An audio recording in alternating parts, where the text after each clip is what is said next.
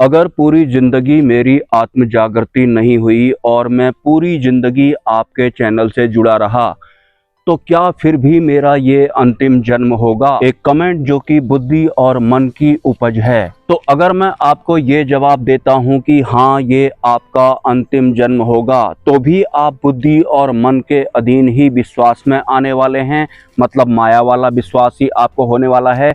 और अगर मैं आपको जवाब देता हूँ कि नहीं, फिर ये आपका अंतिम जन्म नहीं होगा, तो भी बुद्धि और मन वाले अविश्वास के अंडर में ही आप आने वाले हैं, मतलब माया वाले अविश्वास में ही आप आने वाले हैं। मतलब दोनों केस में आप विश्वास और अविश्वास में रहने वाले हैं, मतलब द्वंद्व में रहने वाले हैं, मतलब माया में रहने वाले हैं, मतलब बुद्धि और मन में रहने वाले हैं। तो जो भी इस चैनल से जुड़ेगा, जिसकी वास्तविक सत्य में दृढ़ आसक्ति होगी, परमात्मा में जिसकी दृढ़ आसक्ति होगी, अगर पूर्ण रूप से नहीं भी होगी, परमात्मा को अगर वो 100% नहीं भी चाहता होगा, 100% प्रेम नहीं कर पाता होगा अगर वो परमात्मा को, तो भी उसका आंतरिक विकास होगा ही होगा। और आंतरिक विकास माया वाले वे में नहीं होगा, वास्तविक सत्य वाले वे में होगा। तो अभी आपके जीवन में जो कल्ट या फिर गिल्ट चल रहे हैं, या फिर जो कंफ्यूजन चल रहे हैं, जिससे कि आप पार जाना चाहते हैं, या फिर मे भी आपने अध्यात्म का चुनाव किया ही इसलिए होगा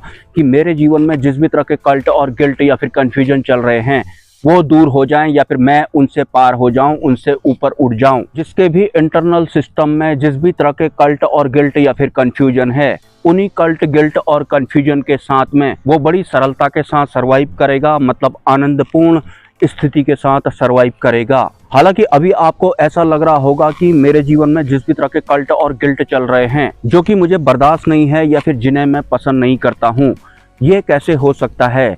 ऐसी नई कोई व्यवस्था कैसे हो सकती है कि ये भी रहें और एक नई व्यवस्था या फिर एक नया संचार एक्टिवेट हो जाता है, तो उसके बाद ये प्रभावहीन हो जाते हैं, या फिर इनकी कोई वैल्यू ही नहीं रहती है। और ये वास्तव में होता है। जिस भी तरह की परेशानियों में आप चल रहे हैं करंट में, इन परेशानियों को आप एंजॉय करने वाली अवस्था में पहुंच जाते हैं, और वास्तव में ऐसा होता है। और देखिए, बहुत सारे लोग अभी जिस भी तरह की परेशानियों में चल रहे होंगे, तो अगर अभी के अभी उनकी ये परेशानियां खत्म कर दी जाएं, तो वो परमात्मा वगैरह सब कुछ भूल जाएंगे, वो मुक्ति, मोक्ष या फिर अंतिम गुरु वगैरह सब कुछ भूल जाएंगे। हालांकि ये जो भी होगा, जो मैंने आपको बताया है, वो अंतिम गुरु की कृपा से होगा, जो कि मेरे गुरु हैं, और होगा 101% होगा।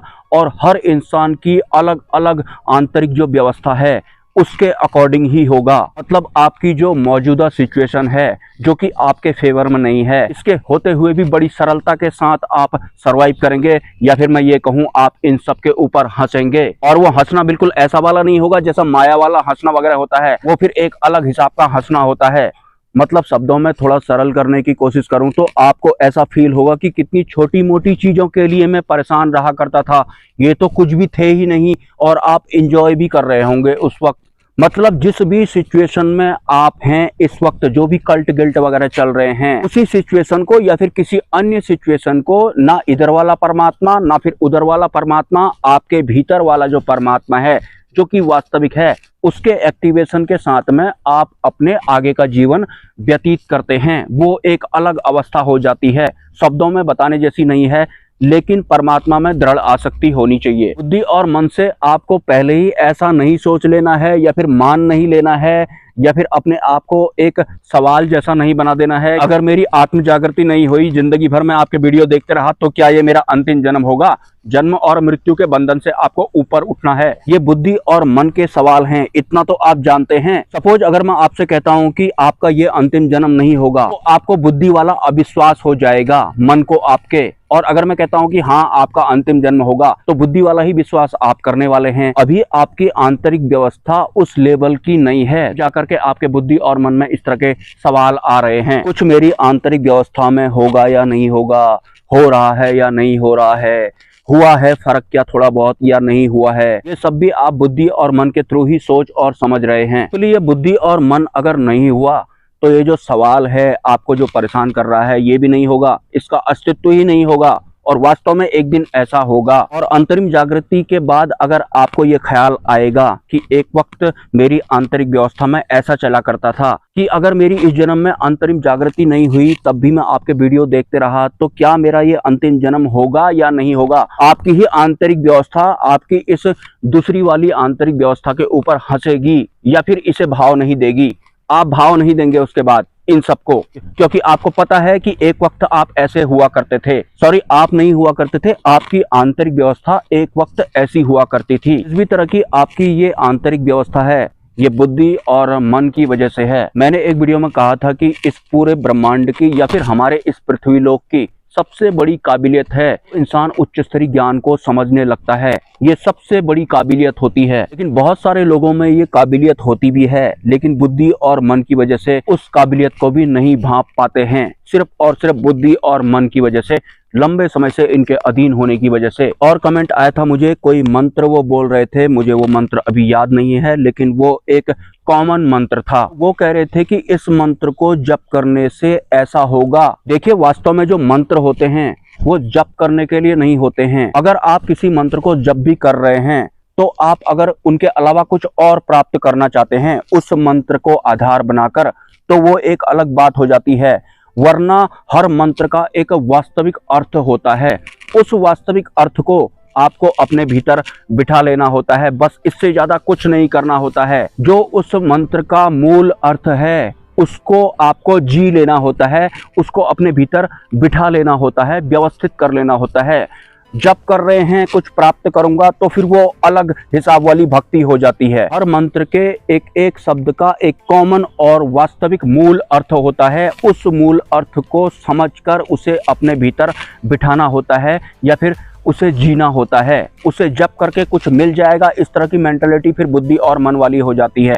उस मंत्र का जो मूल अर्थ है उसे व्यवस्थित करना है, वैसा होना है। मतलब मंत्रों के मूल अर्थ से आपकी आंतरिक व्यवस्था शुद्ध होती है या फिर उसमें सुधार होता है।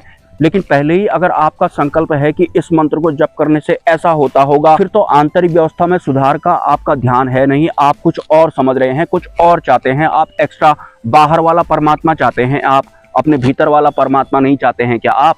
वही तो वास्तविक होता है। कोई भी इधर वाला उधर वाला पॉडकास्ट वाला या फिर किताब वाला परमात्मा आपको प्रभावित कैसे कर सकता है आपके भीतर वाले परमात्मा के होते हुए? जो अंतिम गुरु होते हैं या फिर जो रूहानी गुरु होते हैं, एक कॉमन वे में वो भी बाहर के हैं।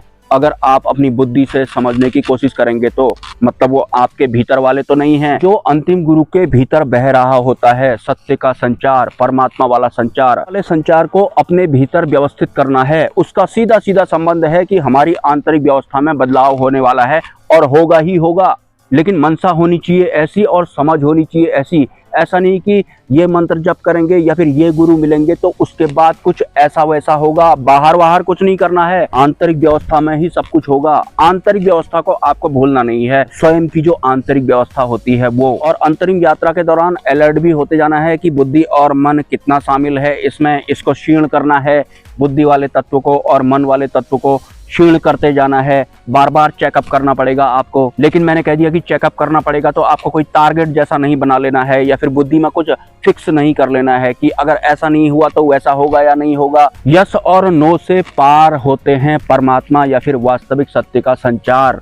पार होते हैं का मतलब ये नहीं है कि यस और नो मुझे चुभ रहा है। यस और नो तब भी होंगे, लेकिन ऐसे नहीं रहेंगे जैसे पहले रहा करते थे बिना अंतरिम जागृति के वक्त। सपोर्ट अगर आप करना चाहें तो यूपीआई नंबर पर कर सकते हैं या फिर कम्युनिटी पोस्ट में एक क्यूआर कोड होगा, उसका स्क्रीनशॉट लेकर आप उसमें अपनी तरफ से योगदान कर सकते हैं। मिलते हैं किसी नेक्स्ट वीडियो में।